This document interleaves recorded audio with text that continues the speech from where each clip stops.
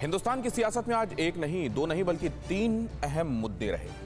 पहली महंगाई, दूसरी देश की सबसे पुरानी पार्टी में कलह और तीसरा मुद्दा यह कि बंगाल की राजनीति में फिर भूचाल है। लिहाजा ये तीनों ही मुद्दे आज की अड़ी का हिस्सा होंगे।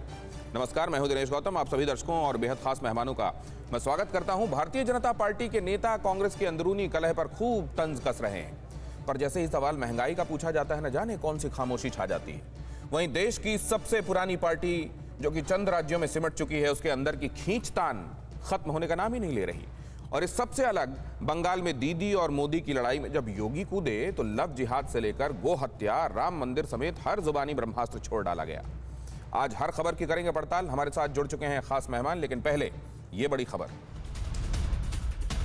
महंगाई से परेशान लोगों के लिए एक अच्छी खबर। पेट्रोल और डीजल जल्द हो सकते हैं सस्ते। 15 मार्च तक घट सकती हैं तेल की कीमतें। वित्त मंत्रालय ने एक्साइज ड्यूटी घटाने का मन बनाया है। 2 दिन से पेट्रोल और डीजल के दाम नहीं बढ़े हैं। अगर एक्साइज ड्यूटी घटाई जाती है तो इससे पेट्रोल और डीजल की कीमत में अंकुश लग सकता है। इसके साथ ही वित्त मंत्रालय राज्यों के साथ बातचीत भी कर रहा है ताकि राज्यों का जो हिस्सा है कर के संदर्भ में, उनका जो वैट या सेल्स टैक्स का हिस्सा है, उस पर भी अंकुश लगाया जाए। हालांकि कुछ राज्यों ने इस पर ऑलरेडी अंकुश लगाया है, जैसे असम ने, पंजाब ने, लेकिन समझा यह जा रहा है कि यहां पर आने वाले दिनों में कहीं इसकी सियासी कीमत ना चुकानी पड़ जाए, क्योंकि एक में तो तुरंत ही चुनाव है, दूसरे में आप देख रहे हैं आने वाले दिनों में चुनाव है साल भर के बाद। इसलिए ऐसा किया गया है। लेकिन ये क्यों है? ये महंगाई क्यों रुलाएगी?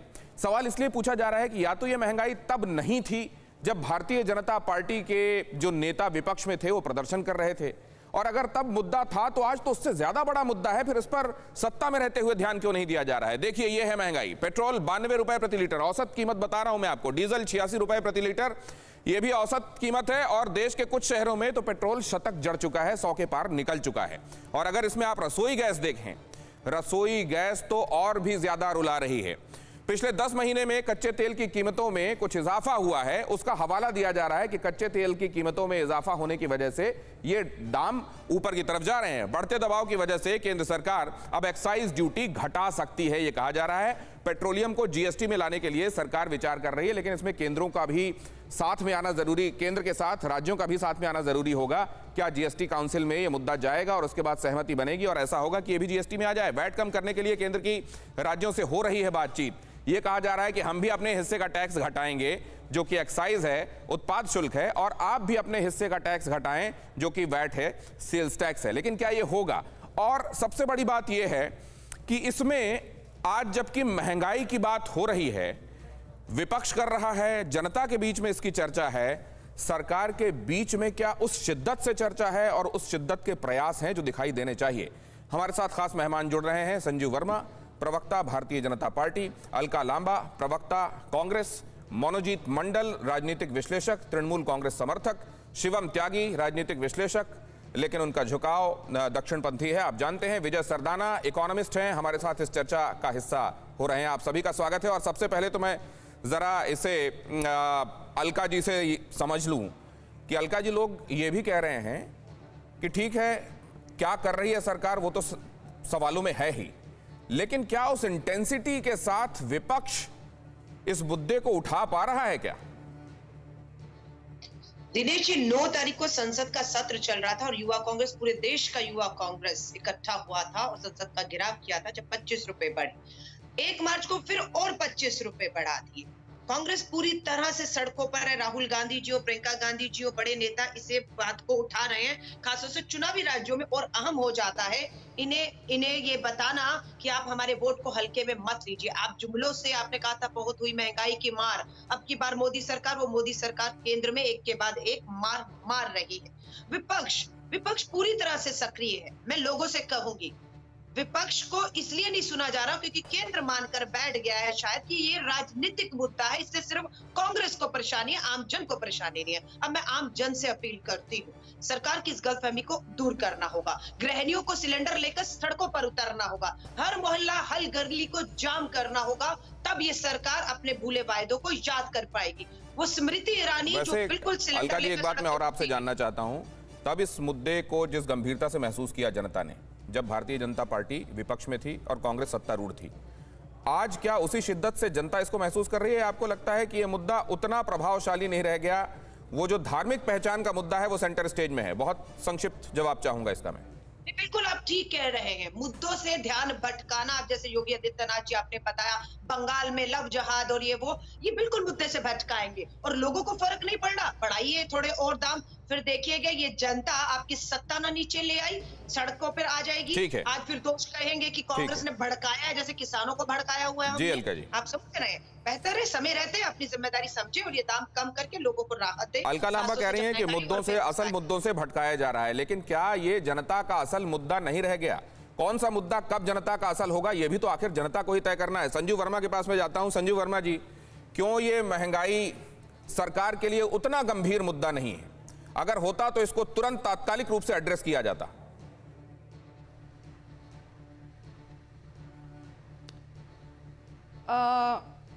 दिनेश जी, मैं कुछ तथ्य आपके दर्शकों के सामने रखना चाहती हूं।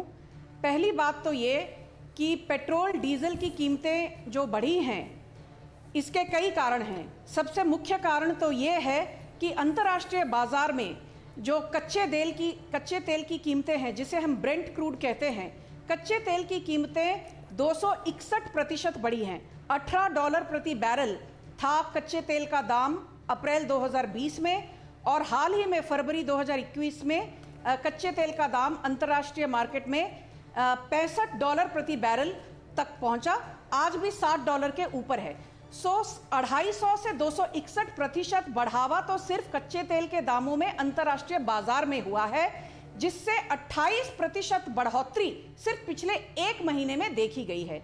अभी ये आप भी जानते हैं दिनेश जी कि भारत में हमारे जो तेल के दाम हैं वो एक तो अंतर्राष्ट्रीय मार्केट से लिंक्ड है, क्योंकि 83% जो कच्चा तेल है। संजू जी, ये आप रख सकती हैं, जनता के सामने तथ्य रख सकती हैं, लेकिन जनता को इससे बहुत, मैं एक बात समझना चाहता हूं आपसे। आपने कहा कि प्राइस आप रेगुलेट करने का काम हमारे हाथ में नहीं रह गया, तो आप सीधा जवाब ये दे दीजिए कि कीमतों पर आप राहत दे सकते हैं सरकार को या नहीं दे सकते? हाँ या ना में जवाब दे दीजिए। दिनेश जी, जब कांग्रेस की प्रवक्ता बोल रही थी आपने उनको पूरा वक्त दिया।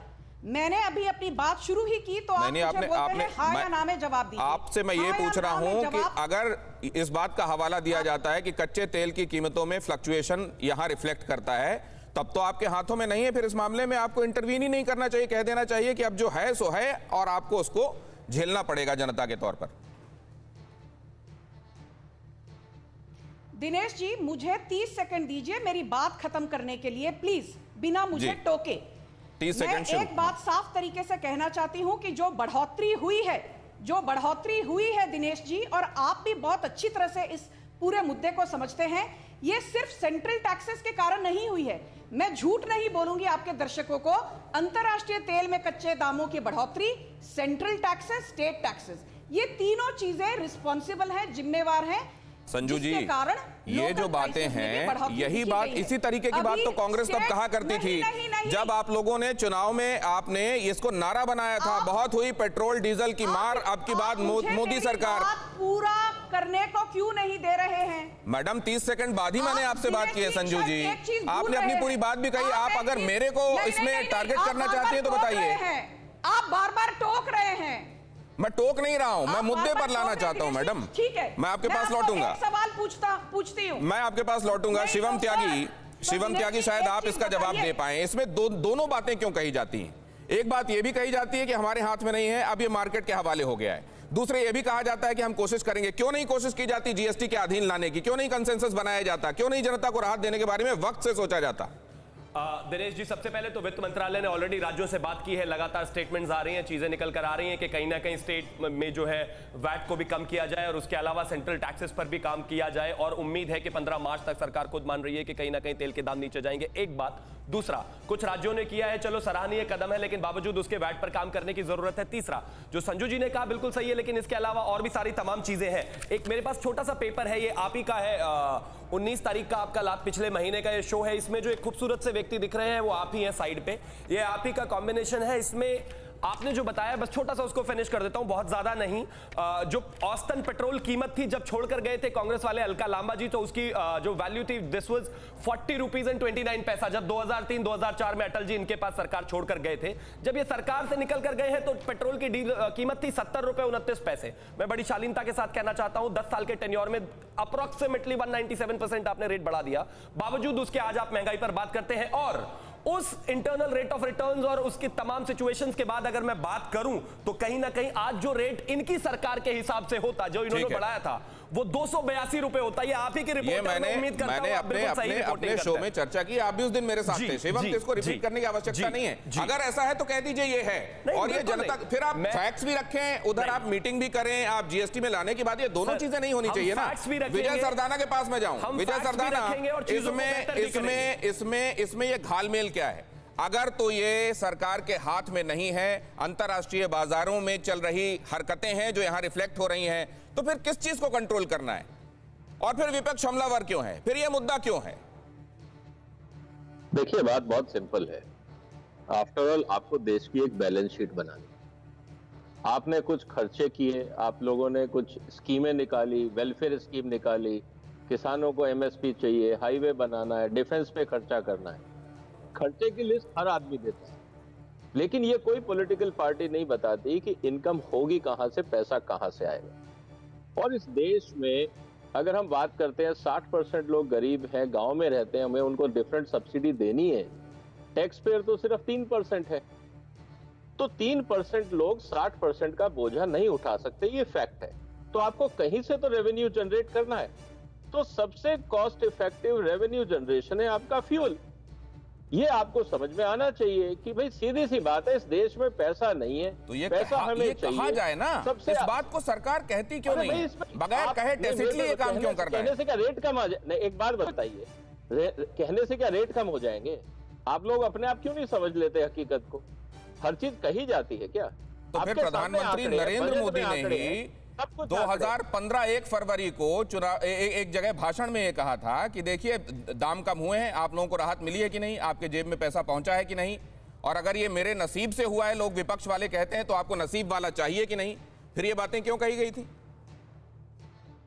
देखिए, आपने मेरे से इकोनॉमिक सवाल किया, पॉलिटिकल नहीं, लेकिन क्योंकि आपका जवाब पॉलिटिकल इंक्लिनेशन लिए हुए था सरदाना जी, इसलिए मैंने इस पे ये बात जोड़ी है। चलिए इसको लेकर चला जाता हूं मैं, जरा अंजू जी से बात कर लेता हूं, संजू वर्मा जी से बात कर लेता हूं मैं इस पर। संजू वर्मा जी से जरा बात करना ज्यादा सही रहेगा। अगर रेवेन्यू चाहिए विकास के काम करने के लिए और पेट्रोलियम प्रोडक्ट्स उसका एक जरिया है, तो ये बात खुलकर कह दी जाए, जनता मान लेगी कि हमको देश के लिए कुर्बानी देनी है, कोई बात नहीं।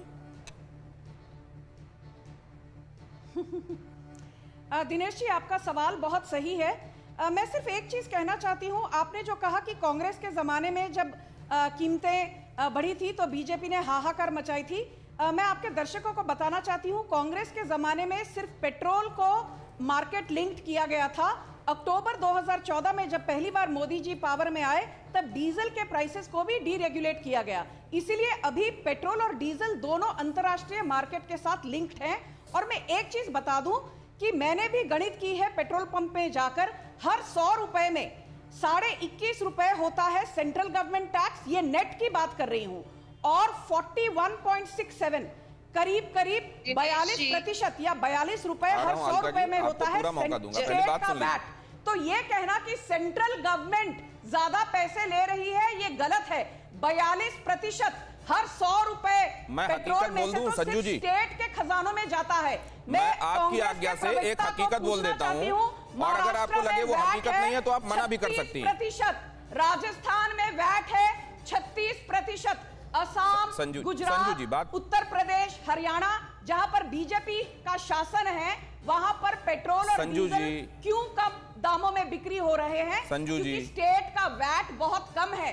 तो यदि आप ये कहते हैं कि पेट्रोल और डीजल के दाम बढ़ रहे हैं, तो मुझे बताइए, असम में पेट्रोल एवरेज दाम है 85 रुपए, महाराष्ट्र में तो 100 रुपए तक गया था। रखना पड़ेगा ना, मुझको सारे गेस्ट को इसमें शामिल करना है। 91 रुपए, महाराष्ट्र में 100 रुपए। अगर आप हर स्टेट का गिनाने लगेंगे तो इसी में प्रोग्राम खत्म हो जाएगा मैम। 80 रुपए था, महाराष्ट्र में 100 रुपए तक गया था, राजस्थान अब आप मेरी बात ही नहीं सुन रही हैं। लगभग गया था। दिनेश जी अच्छा, आप संजू जी शायद मेरी आवाज सुन नहीं पा रही हैं, उनका ऑडियो थोड़ा सा डाउन कीजिए। अलका जी, मैं आपके पास आता हूं एक अहम खबर बताने के बाद।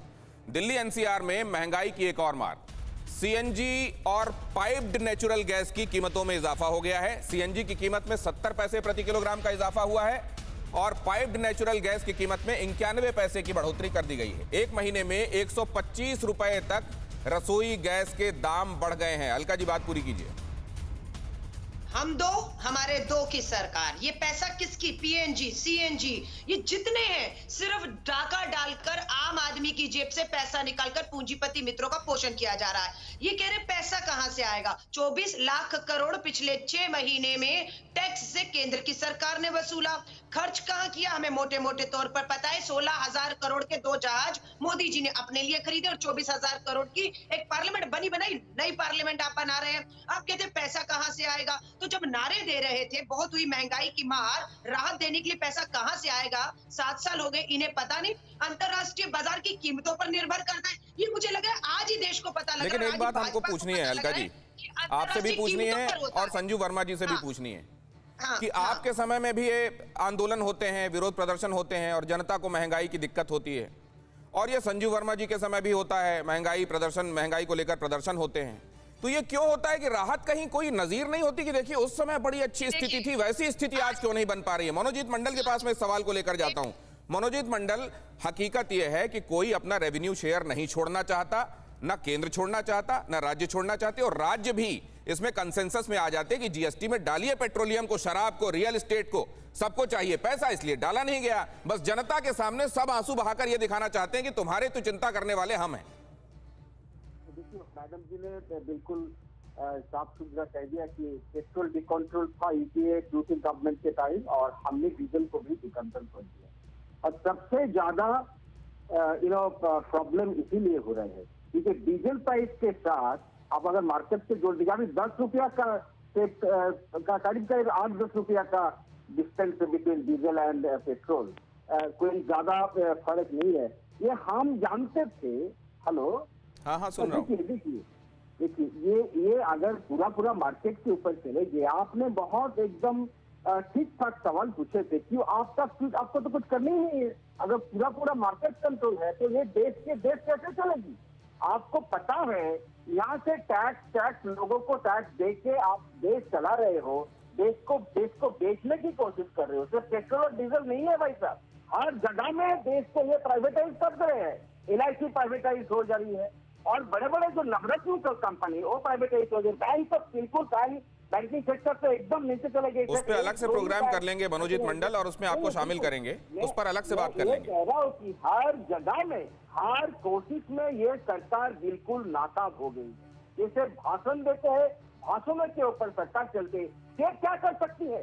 ये सेंट्रल का मामला है। स्टेट के पास जो लिमिटेड पावर है, और हमने खास करके ये बात में इनको 1-2 रुपया ऑलरेडी छूट दे दिया, और क्या कर सकते हैं? और हैरानी इस बात को लेकर होती है मनोजीत मंडल की मुख्य तौर पर जिस पार्टी को विपक्षी पार्टी के तौर पर देखा जाता है, ग्रैंड ओल्ड पार्टी, जो जनता के मुद्दों को इस समय उठाती हुई और एकजुट नजर आनी चाहिए, विपक्ष को एकजुट नजर आना चाहिए, उसमें दरार क्यों है? बंगाल में गठबंधन पर कांग्रेस में किस तरीके से अंदरूनी घमासान देखने को मिल रहा है, हम उसका रुख करेंगे। लेकिन हम जरा ये समझना चाहते हैं कि ये सब बिखरा क्यों लग रहा है। अगर ये वाकई महंगाई इतना बड़ा मुद्दा है तो इसको लेकर एकजुट होकर विपक्ष आवाज क्यों नहीं उठा रहा है? जनता उसी शिद्दत के साथ आकर क्यों नहीं कह रही है सामने कि सरकार को महसूस हो कि ये सिर्फ विपक्षी पार्टियां नहीं है, जनता को भी उतनी ही दिक्कत हो रही है? इसको लेकर अलका जी क्या ऑब्जर्वेशन है आपका? देखिए, मैं आपसे फिर कहूंगी, ये अपील जनता से भी की जा रही है क्योंकि उनकी खामोशी को उनकी सहमति समझ लिया गया है कि जनता अगर खामोश है ना बेरोजगारी, महंगाई, बढ़ते दामों से, तो उनकी सहमति है। तो मैं आपके चैनल के माध्यम से पूरे उत्तर भारत से दक्षिण भारत की जनता को कहना चाहूंगी, ये आपकी खामोशी, आपकी सहमति समझ ली गई है। अब लोकतांत्रिक एक बात कहूं मैं अलका जी, आपने जनता तक ये बात कही और जनता सुन भी रही है, लेकिन एक बात मैं आपको कहना चाहता हूं, जनता को यह लगने लगा है कि केवल विपक्षी पार्टी इन चीजों को मुद्दा बनाकर सरकार में आने के लिए सीढ़ी के तौर पर इनका इस्तेमाल करती हैं। असल में जनता के मुद्दों से कंसर्न कम है। जनता तय कर ले ये मुद्दे उनके हैं या मुद्दे उनके नहीं हैं, जनता तय करेगी और जनता वोट देगी। मैं आपको बता रही 2 घंटे पार्लियामेंट स्ट्रीट बैठकर आई हूँ, पूरे पार्लियामेंट का घेराव आज भी किया है जब 25 रुपए बढ़े हैं। हम जनता के लिए कांग्रेस सड़कों पर है, ये कहना विपक्ष नहीं है, ये बिल्कुल गलत है। आज भी विपक्ष सड़कों पर है, लेकिन अब जनता ठीक है संजू जी, मैं आपका इशारा देख रहा हूं, आप कुछ कहना चाह रही हैं, लेकिन आपके पास आते हुए मुझे लगता है कि फिर आप मेरे कहने पर चुप होंगी या फिर आप बोलती ही चली जाएंगी। मैं उम्मीद करूंगा कि आप मेरी बातों को भी तवज्जो देंगी। शुभम त्यागी भी अपनी बारी का इंतजार कर रहे हैं, लेकिन उससे पहले बंगाल में गठबंधन पर कांग्रेस में अंदरूनी कलह जारी। अधीर रंजन के बाद तारिक अनवर का जवाबी बार। आईएसएफ सांप्रदायिक नहीं है, धार्मिक संगठन है, तारिक अनवर ने कहा। आनंद शर्मा को अधीर रंजन से बात करनी चाहिए थी। पार्टी मंच पर राय रखें, बाहर नहीं। ऐसा क्यों हो रहा है कि चुनाव के वक्त ही कांग्रेस में रार दिखाई दे रही है? और अगर कांग्रेस में रार है तो जनता के मुद्दों को, जैसा वो कह रही है कि हम आवाज देने का काम कर रहे हैं, वो आवाज वैसी मजबूत हो पाएगी क्या? कांग्रेस में अगर पहले ही रार है तो कैसे लगेगी कांग्रेस की नैया पार? हम क्यों कह रहे हैं कांग्रेस में रार है? देखिए क्या हुआ। इंडियन सेकुलर फ्रंट को वामपंथ और कांग्रेस का जो गठजोड़ है उसमें शामिल किया जाए कि नहीं, वाम मोर्चा और कांग्रेस के गठबंधन में, इसको लेकर बात हो रही थी। आनंद शर्मा जो कि इस समय असंतुष्ट खेमे में हैं, वो ये कह रहे हैं कि आईएसएफ से गठबंधन कांग्रेस की मूल विचारधारा गांधीवाद और नेहरू के सेकुलरिज्म के खिलाफ है। हम सेलेक्टिव रूप से सेकुलर नहीं हो सकते, उनका यह कहना है। इस पर अधीर रंजन चौधरी ने कहा कि यह फैसला केंद्रीय नेतृत्व के समर्थन पर हुआ है। आनंद शर्मा का बयान आधारहीन है और अगर उनको कुछ कहना ही है, करना ही है पार्टी के लिए, तो उनको प्रचार के लिए निकलना चाहिए। मुझे बहुत अजीब लग रहा है कि आनंद शर्मा हमारी पार्टी में रहते हुए किसी और की बात कैसे कर सकते हैं। और अगर उनको पार्टी की चिंता है तो जिन राज्यों में चुनाव हो रहे हैं वहां जाकर प्रचार करने का काम करें, ये सब बातें ना कहें। तो सांप्रदायिक होने का जब आरोप लगा आईएसएफ पर, तो यह कह दिया गया तारिक अनवर की तरफ से कि वो धार्मिक हैं, सांप्रदायिक नहीं। और जब आनंद शर्मा ने यह बात कही कि आप सेलेक्टिव रूप से सेकुलर नहीं हो सकते, तो यह कहा गया कांग्रेस के ही नेता की तरफ से कि आप आइए प्रचार कीजिए। ये सब कुछ आला कमान से पूछकर किया जा रहा है। कांग्रेस के भीतर अलका जी, ये क्या चल रहा है? लोग तो ये देखकर और भी हैरान हैं कि ऐसे वक्त में जब एकजुटता होनी चाहिए, कांग्रेस के भीतर ही दरकाव है। देखिए, आप राहुल गांधी जी को देख रहे हैं, प्रियंका गांधी जी को देख रहे हैं, कहाँ हैं? असम में, तमिलनाडु, केरला, पौंडीचेरी और जनता के मुद्दे उठा रहे हैं और भरपूर समर्थन मिल रहा है। जहां तक जनता की बात है, जहां तक संगठन पार्टी की बात है, लोकतंत्र है, हर एक को अपने तरीके से बात करने का अधिकार है। गुलाम नबी आजाद और आनंद शर्मा जी दोनों युवा कांग्रेस की राजनीति से आए हैं। हमें उन्होंने सिखाया अनुशासन क्या होता है, कब बात करनी है, कहाँ करनी है, किस समय करनी है, ये उन्होंने बताया। आज दुख की बात है, बिल्कुल भाजपा के, मैं सोच रही हूँ, लाभ देने वाले उनकी ये सारी हरकतें हैं। इसीलिए शायद गुलाम नबी आजाद साहब का जो है उन्हीं के इलाके में, उन्हीं के जम्मू में, वहीं के कांग्रेस के लोगों ने उनका विरोध किया है आज, क्योंकि यही नेता तो थे। मुझे नहीं मालूम इनकी क्या मजबूरियां, क्या लालच है। और जहां तक बंगाल की बात है, आनंद शर्मा जी बंगाल अंतिम बार कब गए ये बता दे। अधीर रंजन चौधरी वहां जमीन पर है, फैसले जमीन से हो गए। जो वहां की कांग्रेस का कार्यकर्ता तय करेगा, हाईकमान तय करेगा, बैठ के बात होगी। यहाँ से जम्मू जाना दूर है, जबकि सोनिया जी का घर बड़ा नजदीक है। लेटर लिखते हैं, फोन करते हैं, जब समय मिलता है बात करते हैं। अभी भी सोनिया जी ने सबको बुलाकर घंटों बात की थी। तो मुझे लगता है ये तरीके पार्टी के अंदर अनुशासनहीनता के तौर पर तीन चीजें कह दी आपने अलका जी।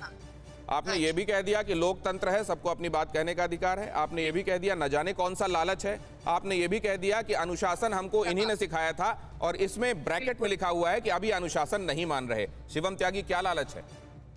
देखिए, कमाल की बात है, जिन कुछ लोगों ने कांग्रेस को अपनी पूरी जिंदगी दे दी, उन पर टिप्पणी करने के लिए 15 या 20 साल वाले लोग अगर इस तरह की बात करते हैं, वो हास्यास्पद है। पहली चीज, जब आप लोकतंत्र की दुहाई देते हैं, वो देश में सभी के लिए है, वो पार्टी के लोगों के लिए है, और पार्टी में अगर कोई इतर राय रखता है उसके लिए भी है, और ये सभी पॉलिटिकल पार्टीज के लिए है। दूसरी बात, जहां तक बात उनका विचार रखने का है, उन्होंने सही रखा है। उत्तर प्रदेश में जब आप आते हैं तो योगी आपको एक्सट्रीमिस्ट लगने लगते हैं, और जब आप बंगाल चले जाते हैं तो वो सेक्युलरिज्म आपका मुस्लिमिज्म में बदल जाता है। आईएसएफ के मौलाना दंगाई आपको लगते हैं सेक्युलर, और उत्तर प्रदेश में जो इलेक्टेड चीफ मिनिस्टर बैठे हैं भगवा पहन के, वो आपको सेक्युलर दिखाई नहीं देते। ये तो हिपोक्रेसी है। आप बोल रही होती हैं तो मैं बाकी सबको खामोश रखता हूं, इसलिए जब वो बोल रहे हैं तो अभी मैं आपकी आवाज को शामिल नहीं कर पाऊंगा। लेकिन मैं संजू जी के पास ये जानने के लिए जरूर चलूंगा कि संजू जी, हाल के दिनों में गुलाम नबी आजाद की जिस तरीके से भारतीय जनता पार्टी ने तारीफ की है, और उसके बाद इन नेताओं का जमावड़ा लगा, इन्होंने सिर पर सैफरन बांधा, उससे बहुत कुछ ऐसा भी लग रहा है कि कहीं ये अलका जी जो कह रही हैं कि लालच या दबाव तो नहीं है।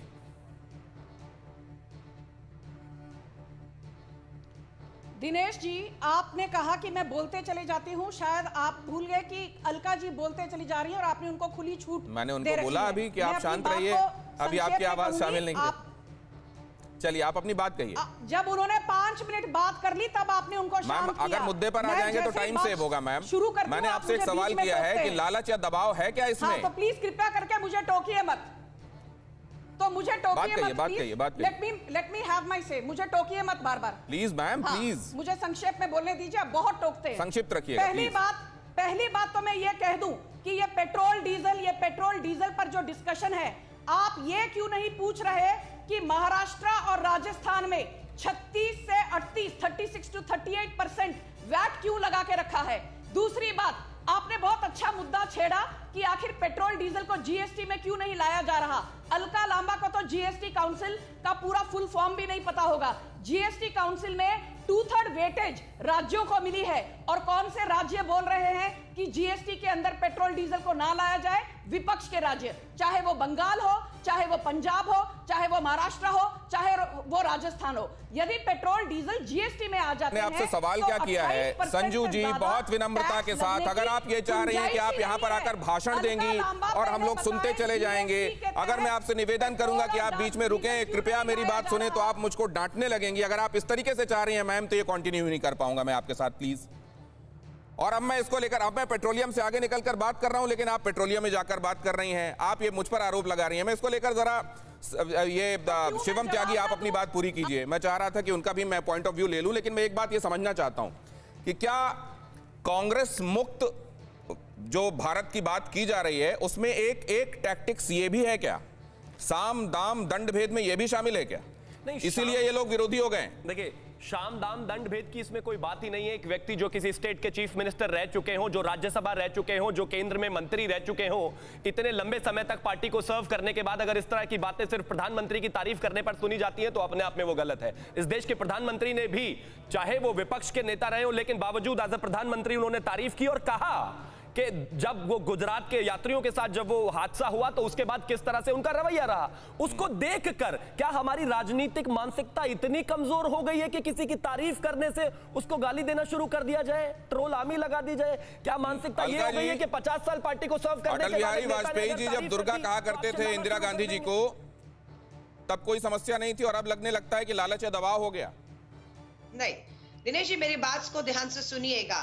ये बात पार्लियामेंट में भी कहीं कहीं दोनों ने एक दूसरे की तारीफ की। भाजपा को पता है फूट करो राज करो, अब प्रधानमंत्री जी के घड़ियाली आंसू में कांग्रेस बहकर खत्म नहीं होने वाली, ये ध्यान रखें। और आज सही है, अहमद पटेल भाई साहब हमारे अब नहीं रहे नेता, उनके घर में कितना ईडी भेजा, कितना सीबीआई भेजा, कितना दबाव बनाया, लेकिन उन्हें वो डगमगा नहीं पाए। आज वो दुनिया में नहीं है, अलग बात है। आज वही हथकंडे पूरी भाजपा सरकार कांग्रेस के मुक्त सपने को लेकर कमजोर कड़ियां ढूंढ ढूंढ कर, पता नहीं वो घड़ियाली आंसू बहा के सोच रहे कांग्रेस बह जाएगी और बहेंगे यही लोग। इन्हें आज नहीं तो कल समझ आ जाएगा कि जो गुलाम नबी आजाद साहब या आनंद शर्मा जी आज तक नेता विपक्ष रहते हुए राज्यसभा कांग्रेस की तरफ होते हुए भाजपा को कोसते रहे, आज उनका कार्यकाल खत्म होने के बाद एकदम से वो मोदी सरकार, भाजपा सरकार, किसान विरोधी आंदोलन, सब उन्हें चीजें ठीक क्यों लगने लग गई हैं? आज उनके स्टैंड क्यों ठीक होने लग गए हैं? अगर जनता की चिंता है तो पेट्रोल, बेरोजगारी, महंगाई, ये सब मुद्दे हैं। किसान आज भी बैठे, क्यों नहीं इन मुद्दों को उन्होंने अपनी जनसभाओं में उठाया? शिवम बहुत संक्षेप में, क्योंकि मेरे को अगला रुक करना, अगला टॉपिक राजनीति पर आपको बता देता हूं। अभी पिछले दिनों आपने 7 विधायक बीएसपी के तोड़कर अपनी पार्टी में मिला लिए हैं राजस्थान में। फूट डालो राज करो पर एक छोटा सा एग्जांपल और दे देता हूं आपको। 1957 में आपने पहली गैर कांग्रेसी सरकार बनी थी केरला में, उसको रातों रात हटाकर 156 लगाकर आपने वहां पर राष्ट्रपति शासन लगा दिया था। अलका जी, सुनने की तो क्षमता रखिए, कैसी बात करते हैं आप? ये आप ही के एग्जांपल है, आप ही पार्टी के। इस देश में एक पार्टी से दूसरी पार्टी में जाना फूट डालो राज करो नहीं है। शिवम को मैंने बोलने नहीं दिया अलका जी, जब आप बोल रही है। 57 से आजादी से 47 से लेकर आज तक यही तो चलता आ रहा है इस देश में, लेकिन अब आपके पास से नेता जा रहे हैं तो आपको बुरा लग रहा है, क्योंकि आपका केंद्रीय नेता आज आपकी दवाई आपको पिलाई जा रही है तो कड़वी लग रही है, कहना शिवम त्यागी का। लेकिन कांग्रेस पार्टी पर, शिवम शांत हो जाइए, कांग्रेस पार्टी पर भारतीय जनता पार्टी ने आज किया प्रहार। राहुल गांधी के पुशअप से नहीं उठेगी कांग्रेस। कांग्रेस लगातार कर रही है अपवित्र गठबंधन। बीजेपी ने कांग्रेस को घर वालों की पार्टी बताया। राहुल का कोई डांस कांग्रेस को नहीं बचा सकता। कि भले ही बंद कमरे में कहते हो हाँ हम मुसलमानों की पार्टी है, ये मुसलमानों की पार्टी भी नहीं है। ये केवल घर वालों की पार्टी है। चाहे कितना भी राजनीतिक पुशअप कर ले ये कांग्रेस पार्टी, और चाहे कितने भी गठबंधन के नृत्य राहुल गांधी कर ले, मगर कांग्रेस पार्टी का जहाज जो डूब चुका है अब वो फिर से उभरने वाला नहीं है। संजीव वर्मा जी, ये कहने की आवश्यकता क्यों पड़ रही है? अगर ऐसा है तो जनता देख रही है। जी दिनेश जी, मैं एक चीज कहना चाहती हूं आपके दर्शकों को कि चाहे वो अलका लांबा हो, चाहे वो राहुल गांधी हो, एक जो इंग्लिश की कहावत है कि sometimes people just become the proverbial ostrich with their head under the sand. ये लोग वही प्रोवर्बियल ऑस्ट्रिच बन चुके हैं। बार बार बिहार से लेके चाहे वो गुजरात के बाइपोल हो, राजस्थान के हो, मध्य प्रदेश को हो, हाल ही में गुजरात म्युनिसिपल कॉर्पोरेशन में हमारा सक्सेस रेशियो था 85%। कांग्रेस का स्ट्राइक रेट सक्सेस रेशियो सिर्फ 8% था। 5096 सीटों में से इन्होंने सिर्फ 44 सीटें जीती, और यहां पर आकर जो ये अलका लांबा भाषण देती है, बीजेपी ऐसी है, तुष्टीकरण की राजनीति करती है। अरे आप पहले खुद अपने गिरेबान में झांक के देखिए, एक के बाद एक आप क्यों चुनाव हारती हैं। ये आपने महत्वपूर्ण बात कही, इसका जवाब ले लेते हैं। क्या शुतुरमुर्गी रवैया है अलका लांबा? आप लोग सच्चाई नहीं देखना चाहते, आपने रेत के भीतर सिर अंदर डाल दिया है, आप सच्चाई को झुठला रहे हैं। दिनेश जी, आज देश देख रहा है पौंडीचेरी की बनी बनाई सरकार 2 दिन के अंदर चुनाव अनाउंस हो गया, उसको इन्होंने कैसे गिराया है। और ये पहली बार इन्होंने भाजपा ने नहीं किया है। इससे पहले उत्तराखंड आप देख लीजिए, अरुणाचल देख लीजिए, कर्नाटका देख लीजिए, ये लोग सत्ता के दम पर लोकतंत्र की हत्या करते हैं, संविधान की हत्या करते हैं और अपना सरकार है। मणिपुर के आज 12 विधायक जिन्हें कोर्ट ने जो है डिस्क्वालीफाई कर दिया था, उस वजह से उनकी सरकार वहां गिर जानी चाहिए। आज भी कोर्ट ने पूछा है कि गवर्नर ने अभी तक उनको डिस्क्वालीफाई क्यों नहीं किया। तो आप देख रहे हैं सत्ता में बैठकर जितना दुरुपयोग संवैधानिक संस्थाओं का, ताकत का कर सकते हैं वो कर रहे हैं, और लोकतंत्र की हत्या होते हुए देश देख रहा है कि किस तरह से अभी हाल में पौंडीचेरी की सरकार इन्होंने गिराई है। तो मैं ये कह रही हूँ, अब चुनाव है, आप देख लीजिएगा, सही गठबंधन को जनता को करना है। गठबंधन को लेकर भी आज बातें कही गई। गठबंधन को यह बोला गया कि ये तो ठग बंधन बन रहा है। क्या वाकई सत्ता के लिए सियासत में कोई आइडियोलॉजी नहीं बची है? मनोजीत मंडल, आपका नजरिया इस पर क्या है? तो देखिए, बंगाल में जो ये दोनों पार्टी कर रही है, सीपीएम और कांग्रेस, ये बहुत ही शर्मनाक है। इन लोगों को अभी तो अस्तित्व की लड़ाई है, लड़ रहे हैं इसीलिए, लेकिन एकदम पूरा जो कम्युनल फोर्स है उनके साथ जुट जाना ये बीजेपी को एडवांटेज देगी। हमको लगता है इन लोग मुझे तो कभी कभी लगता है, जो ममता जी ने बार बार देखी भी है अपनी रैलिया में, कि इन तीनों के बीच एक अंदरूनी समझौता है बीजेपी, कांग्रेस और सीपीएम के बीच में। इसीलिए जो बीजेपी का गेम प्लान है, अगर ये कम्युनल पोलराइजेशन के जो उनका गेम है, तो हम सबको पता है, उस गेम में ये भी शामिल हो चुका है। तो देखिए, एक बंदा, मैं आज तक भी ठीक से नाम नहीं उनका मुझे आता है, क्या सिद्दीकी, अब्बास सिद्दीकी क्या नाम है, ये बंदा 15 दिन पहले कोई नहीं पहचानता। सिर्फ ये दोनों पार्टियां, जो पार्टी सेकुलर कहती है वो नेशनल पार्टी है, ये बंदा को जिनके ऊपर 1-2 सीटों में जिनका इन्फ्लुएंस हो सकती है, यहाँ के आसपास, कलकत्ते के आसपास, उसके इलाहाबाद की जगह पे नहीं है। इनको देखिए कितना सारा सीटें दे रही है, 30-35 सीटें दे रहा है नेशनल पार्टी का। अलग देखिए, नहीं, लेकिन ये सवाल तो उठता है ना, इस तरह का उत्तर, ये जो आपने कहा ये वाकई, और इस पे राय लेंगे अलका लांबा जी का।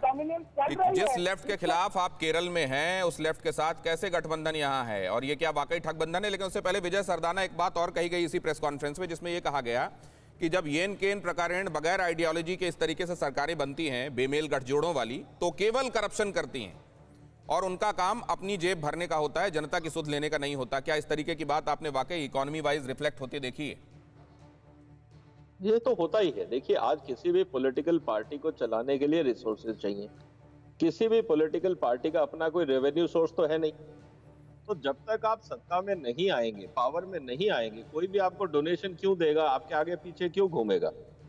तो ये तो ऑब्वियस है। जिस तरह से भारत की राजनीति है उसमें सत्ता का एक बहुत महत्वपूर्ण रोल है। इसीलिए आप देखेंगे कि जिस भी पॉलिटिकल पार्टी की मीटिंग्स भी होती है वो वहीं रखते हैं जहां उनकी अपनी सत्ता है, क्योंकि किसी ना किसी को तो खर्चा उठाना है, चाहे वहां की राज्य सरकार। आइए तो इस पर जवाब ले लें। इस तरह के बेमेल गठबंधन केवल करप्शन के लिए किए जा रहे हैं अलका जी? नहीं, मैं ये पूछना चाहूंगी, भाजपा का जो जम्मू कश्मीर में पीडीपी के साथ गठबंधन था, वो गठबंधन क्या था? दूसरा, बिहार में जो इनका पासवान की पार्टी से गठबंधन टूटा, वो किस कारणों से टूटा? शिवसेना से जो टूटा, वो किस कारणों से टूटा? तो मैं ये कहूंगी, बहुत क्षेत्रीय जब चुनाव होते हैं तो क्षेत्रीय तौर पर तय किया जाता है। हमें हो सकता है केरला के अंदर नहीं उनके साथ समीकरण हमारे जो वो है नहीं ठीक बैठ रहे, इसलिए नहीं है। केरला में हमारे समीकरण ठीक है, इसलिए वो किया जा रहा है। तो इस तरीके से जो, सॉरी, बंगाल में किया जा रहा है, केरला में नहीं किया जा रहा। तो ये बहुत पीडीपी के साथ आपने क्या किया था शिवम त्यागी? शिवसेना आपसे दूर क्यों हुई? और कहने को तो यह भी कहा जा सकता है कि 89 में आपने वीपी सिंह की सरकार बनवाई थी वाम मोर्चा के साथ। देखिए, सबसे पहले इंपॉर्टेंट चीज यहां पर यह है दिनेश जी, अगर आपको घर से जाले साफ करते हैं तो करने हैं तो घर में घुसना पड़ता है, और उसका एकमात्र एक्सेस पीडीपी के साथ जाकर किसी भी तरह से जम्मू कश्मीर के पूरी आइडियोलॉजी को समझना और वहां की चीजों का कंट्रोल लेना था। उसके बाद भारतीय जनता पार्टी की सरकार ने वहां पर डिलीवर भी किया है, उसके बाद आज तक कांग्रेस रो रही है। एक बात। दूसरा, आपने कहा कि अगर यही सब है तो अलग क्यों ना किया जाए। इंपॉर्टेंट चीज यहां पर यह है कि आप अपनी आइडियोलॉजी के विरुद्ध जाकर चीजें करते हैं। कांग्रेस सेंटर में बैठकर, दिल्ली में बैठकर रोना रोती है सेक्युलरिज्म का। अब आप मुझे बताइए, सेक्युलरिज्म का मतलब मुस्लिम होना है क्या? मतलब जब आप वेस्ट बंगाल जाते हो तो एक मौलाना की पार्टी से जब आप अलाइनमेंट करते हो तो आप ये साफ साबित कर देते हो कि आप सेक्युलर नहीं, बेसिकली आप एक एंटी हिंदू विचारधारा और पार्टी चलाते हैं, और ये यहीं पर साबित हो रहा है। क्योंकि अगर आप सेक्युलर हैं तो आप सेक्युलर लोगों के साथ ही जाएंगे। और जहां तक बात क्षेत्रीय दलों की है, कुछ क्षेत्रीय दल हो सकते हैं कि वो अपने हिसाब से चीजों को चलाएं, लेकिन ठीक है। अगली खबर सुन लीजिए, उस पर भी। और मनोजीत, मैं आपके पास आने वाला हूं इस खबर को लेकर। बंगाल में योगी ने हिंदुत्व की धार तेज की, ममता सरकार पर जमकर बरसे सीएम योगी। मालदा में बोले घुसपैठियों के साथ है ममता, बंगाल में सत्ता प्रायोजित है क्या आतंकवाद? बंगाल की धरती से ममता बनर्जी को चैलेंज, 2 मई के बाद जान की भीख मांगेंगे टीएमसी के गुंडे। पे प्रतिबंध लगाया जाता है, ईद में जबरदस्ती गौ हत्याएं प्रारंभ कराई जाती हैं, और साथ साथ यहां पर तस्करी और गौ तस्करी के माध्यम से यहां की भावनाओं के साथ खिलवाड़ करने का कार्य किया जाता है। यहां की सरकार मौन बनी रहती है।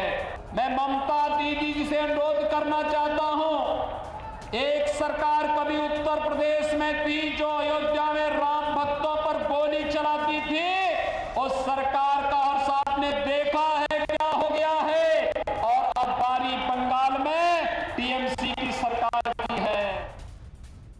मनोजीत मंडल, क्या टिप्पणी करूं इस सबके ऊपर?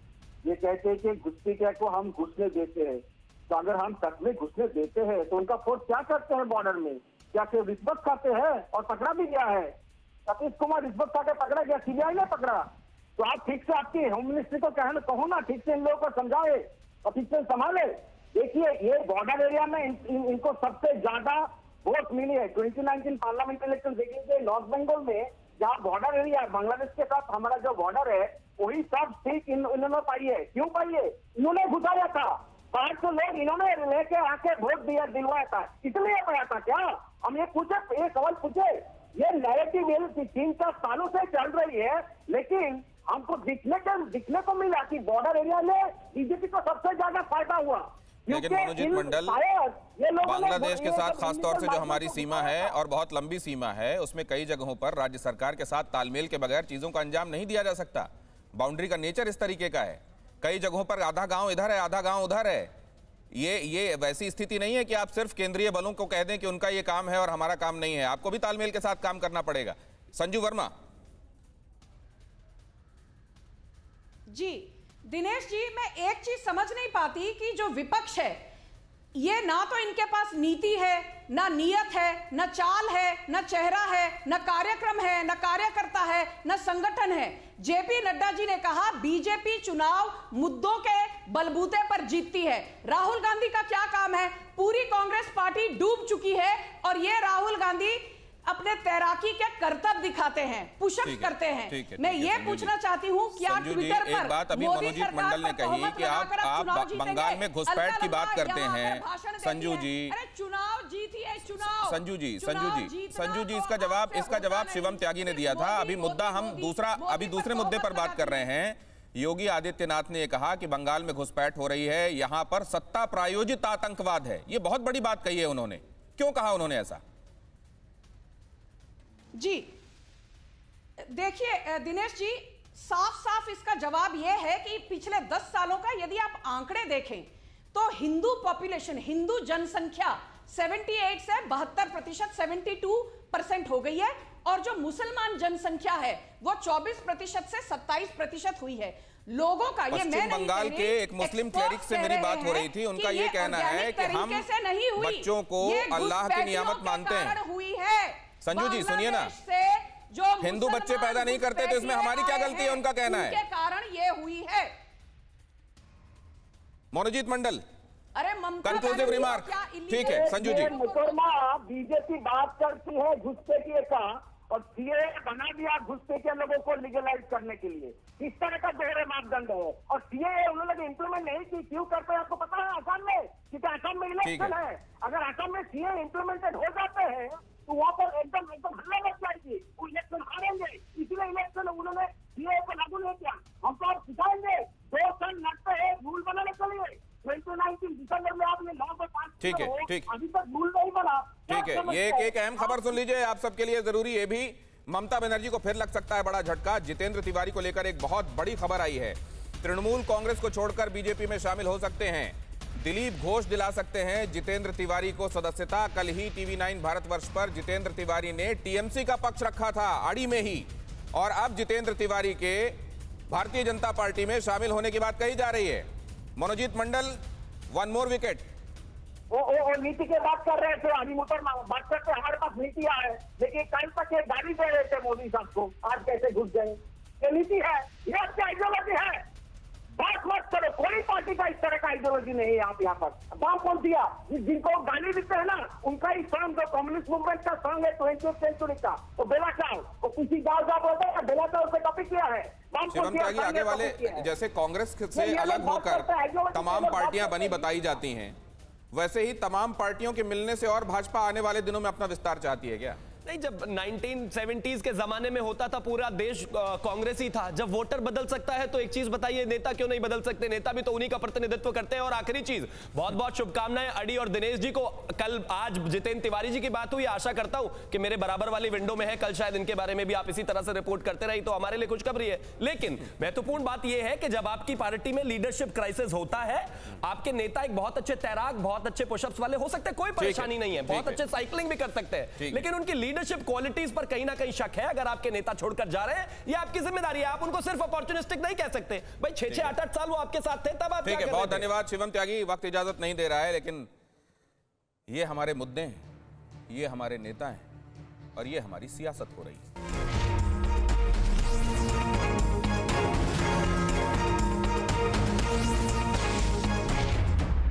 परवाह देश की, सोमवार से शुक्रवार रात 10 बजे TV9 भारतवर्ष पर।